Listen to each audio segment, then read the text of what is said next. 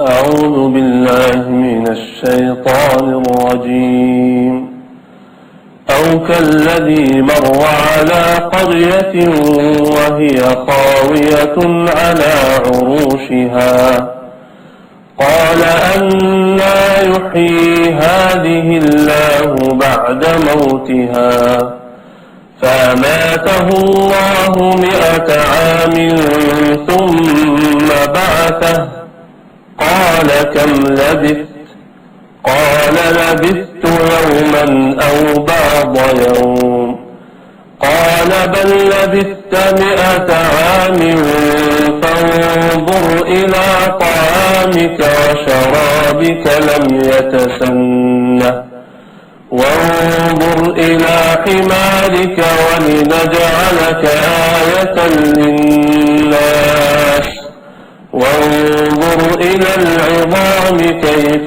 ننشزها ثم نكسوها لحما فلما تبين له قال أعلم أن الله على كل شيء قدير صدق الله العظيم.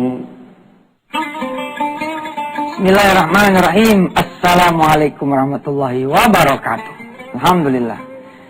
Ya itu dah, saya pengen nerusin lagi nih tentang sholawat ya, juga tentang Rasulullah SAW. Tapi kita harus berpindah tema agar kaya tema kita dengan tema-tema yang lain.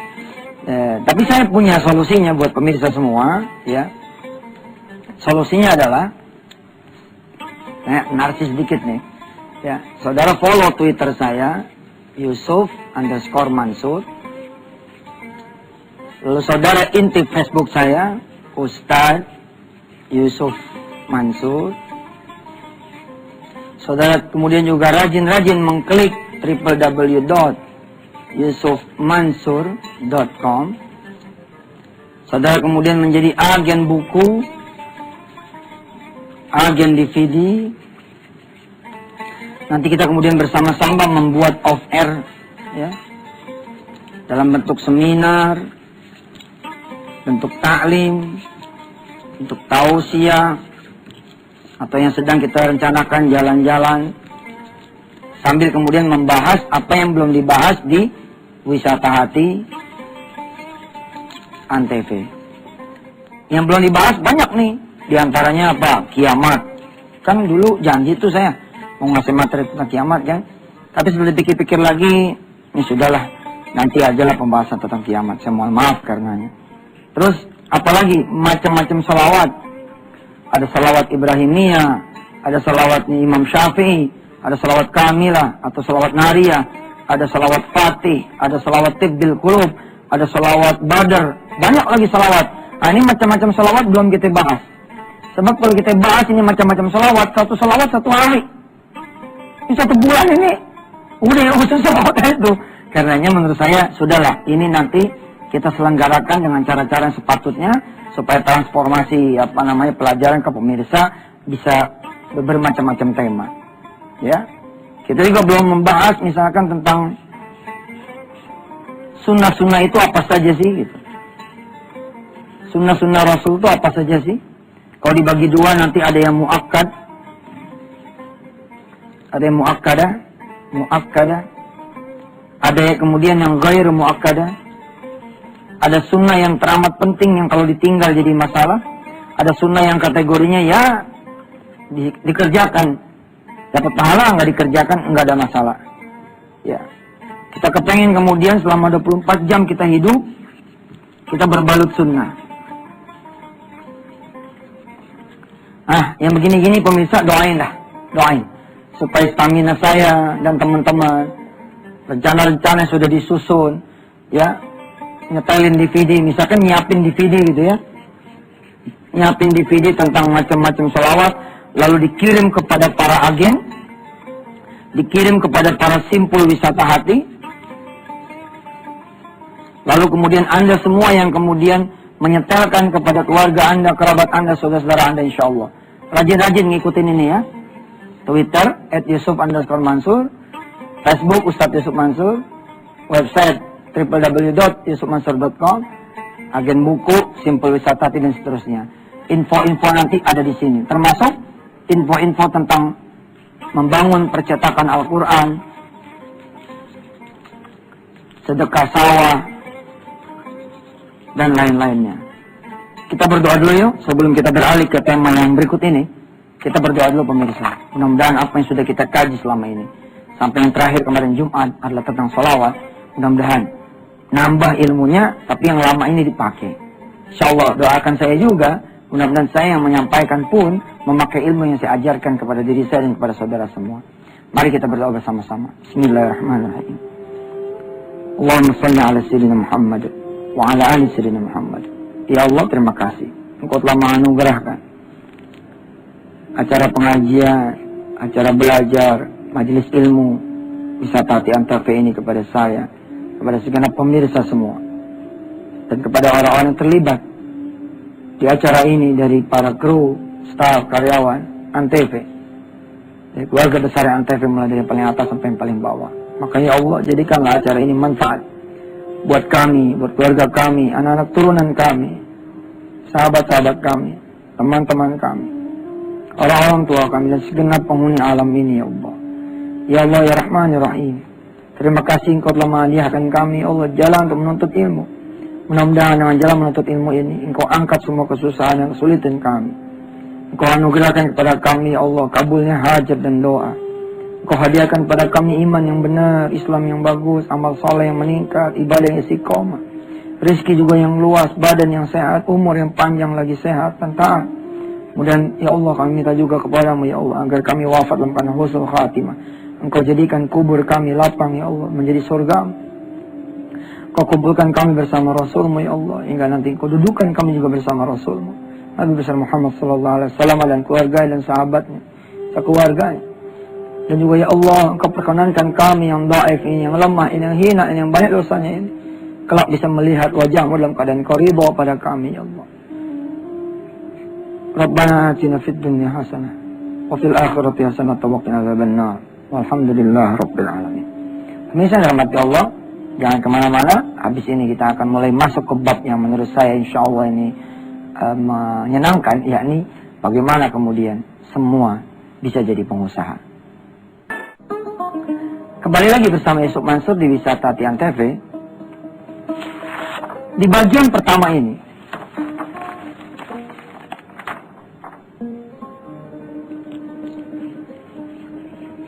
di mana kita mempelajari how to be pengusaha,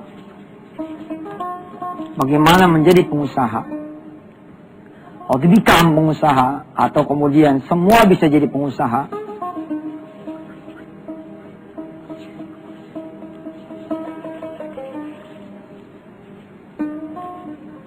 Di bagian yang pertama ini saya ingin mengingatkan bahwa tidak ada kedudukan yang lebih baik antara pengusaha dan pekerja kecuali mereka yang bertakwa pada Allah Subhanahu wa taala. Artinya tidak benar kalau kemudian menjadi pengusaha itu lebih baik daripada jadi pekerja. Itu kalimatnya masih ngeblur. Harus ada komanya gitu. Menjadi pekerja yang soleh akan jauh lebih hebat daripada pengusaha yang tidak soleh. Menjadi pekerja yang rajin sholat malam, sholat duha, senang berbakti pada orang tua, senang berderma kepada sesama, lebih baik daripada seorang pengusaha yang tidak ingat kanan kirinya, tidak ingat keluarganya, tidak ingat orang tuanya, tidak ingat kepada Allah dan Rasulnya. Ustaz, kalau ada pengusaha yang sama-sama dengan pekerja, artinya dia seorang pengusaha yang juga kemudian banyak amal solehnya, banyak juga kemudian ibadahnya, banyak dermanya, lebih bagus dong daripada pekerja. Menurut saya tidak, sama saja. Asli nggak ada itu klasifikasi berdasarkan kemudian perasaan kita. Perasaan kita dengan jadi pengusaha kita bakal lebih bagus. Bisa apa pengusaha itu kalau kemudian tidak ada pekerja? Jadi jangan merasa kemudian jadi pengusaha itu lebih baik daripada mereka yang bekerja. Tidak begitu. Maka di bab yang pertama ini, di bagian yang pertama, saya dudukkan dulu otaknya nih. Sehingga maaf ya, seorang tukang cuci piring di warung penyet, nah sekalian promosi, nah tukang cuci piring di warung penyet, apakah dia lebih berharga ketimbang Mas Jody, Mbak Ani, yang diamanahkan oleh Allah sebagai owner? Apakah kemudian seorang tukang cuci piring yang bekerja di warung penyet, derajatnya lalu lebih rendah daripada seorang Mas Jody dan Mbak Ani yang diamanahkan oleh Allah menjadi seorang owner daripada warung ini sendiri? Jawabannya adalah tidak sama sekali. Kalau nggak ada yang nyuci piring, bisa jualan. Pelanggan yang kami cintai, hari ini tukang cuci piringnya tidak masuk. Bila Anda berkenan, monggo cuci piring sendiri. Kira-kira gimana tuh? Kira-kira gimana? Artinya apa? Artinya dudukin dulu nih visi misi yang benar. Bukan karena, oh saya nih tanjung usaha supaya lebih hebat lagi. Nggak begitu, bos. Bahwa kesempatan kemudian orang yang kalau jadi pengusaha bisa jadi lebih banyak lagi daripada pekerja, benar apa tidak? Ini pun saya benerin juga. Nggak bener juga. Emangnya seorang pekerja tidak bisa kemudian dia membangun masjid? Karena nggak punya duit begitu, seorang pekerja boro-boro bangun masjid, bangun rumahnya dewek, nggak mampu. Bagaimana dia bangun masjid? Itu karena dia tidak tahu caranya. Tapi kalau dia tahu caranya, insya Allah seorang yang miskin pun bisa punya masjid. Nggak percaya? Ikutin terus dah acara wisata TNTP. Insya Allah kita akan urai satu demi satu. Di bab satu ini, di bagian satu ini, saya ingin mengatakan hal yang ini. Maka tidak ada seorang pengusaha yang bisa menginjak seorang karyawan. Tidak ada seorang yang kemudian karyawan merasa lebih hina, lebih gimana gitu. Aduh, saya mah cuma karyawan kecil, Ustaz. Gak ada, ini pikiran kita aja yang membuat kita jadi besar, kita jadi kecil. Kita jadi besar, nggak sombong. Kita jadi kecil, yang merasa dari putus asa. Gak ada. Ini dulu didudukin.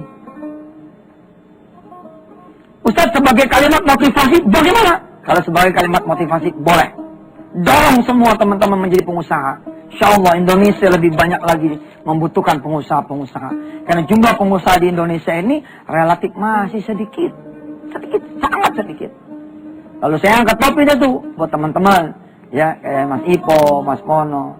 Ya, teman-teman yang kemudian mendorong lahirnya pengusaha-pengusaha. Insya Allah kita sama-sama. Tapi izinkan saya kemudian di bagian satu ini benerin dulu. Supaya kemudian orang tidak gegap gempita meninggalkan dunia pekerjaan, beralih kepada dunia pengusaha, sementara hatinya tidak disiapkan. Saya termasuk yang tidak setuju gitu, umpama begini. Kenapa ente mau berhenti dari kerjaan? Oh, saya sudah ada usaha dikit. Saya juga sudah punya tabungan dikit. Lihat yang dia andelin. Usaha sama tabungan. Nanti ini jadi Tuhan. Jadi Tuhan. Manakala kemudian dia benar-benar berhenti, lalu usaha ini tidak jalan. Tapi mana juga ditipu sama orang. Akhirnya apa? Kerja enggak, jadi pengusaha juga kagak. Lontang-lantung aja udah. Yang mesti disiapin di bagian bab satu ini dulu. Apa? Hati. Visi misi. Tujuan. Kenapa ente harus jadi pengusaha? Begitu kira-kira. Ustaz, nggak menarik pembahasannya. Kan kalau mau menarik itu ya, orang dibikin jadi kaya, orang dibikin kemudian jadi sukses, orang dibikin jadi begini dan begitu. Justru menurut saya ini yang penting, saudara. Saat ini bila saudara menjadi seorang karyawan pun, bila saudara punya hati yang bersih, tulus, ikhlas karena Allah, saudara menyadari bahwa saudara ada bagian besar dari satu unit usaha, maka insya Allah kedudukan saudara sama di mata Allah SWT dengan owner dari sebuah perusahaan, owner dari sebuah pekerjaan, owner dari sebuah perniagaan. Begitu, saudara. Kalau sudah benar nih, nah mulai kita melangkah. Tapi saya pengen tetap usaha, itu kan pengen perbaikan diri. Iya, saya bilang. Iya, perbaikan diri maksudnya bagaimana? Kalau cuma pengen beli mobil, nggak usah jadi pengusaha juga bisa punya mobil. Bagaimana caranya? Ya udah, kita lewatin dulu nih yang mau lewat. Ntar kita belajar bagaimana seorang pekerja bisa kemudian yang memiliki mobil tanpa perlu menunggu jadi pengusaha. Bismillahirrahmanirrahim. Pemirsa, Rasulullah bersabda, khairukum atau khairun nas anfa'uhum linnas.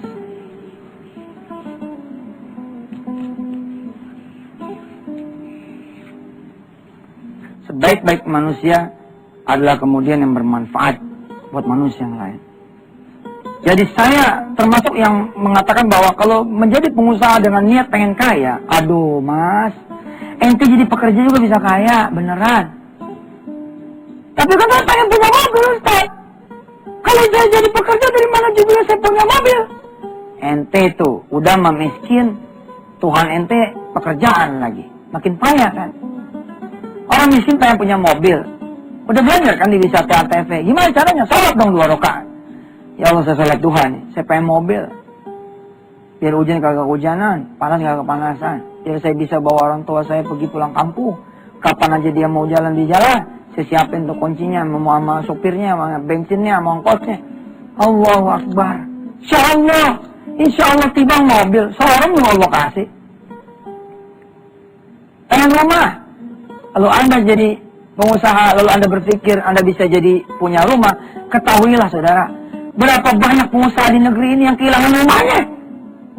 Rumahnya diambil sama Allah SWT, disita sama bank, digade sama rentenir dan seterusnya. Sama penyakit, diambil sama rumah sakit. Artinya pemirsa, itu kita pengen jadi pengusaha, benerin dulu. Pengen apa? Di antara yang benar adalah, saya pengen mergiin haji emak saya. Benar tuh. Dan pengen mergiin haji emaknya karyawan-karyawan saya. Nah buntutnya ini nih, kalau kita jadi pekerja gimana? Ya, tetap saja menurut saya punya sama gitu loh peluangnya gitu. Bedanya buntut-buntutnya nih. Kalau karyawan kan gitu. Kalau karyawan bedanya begini.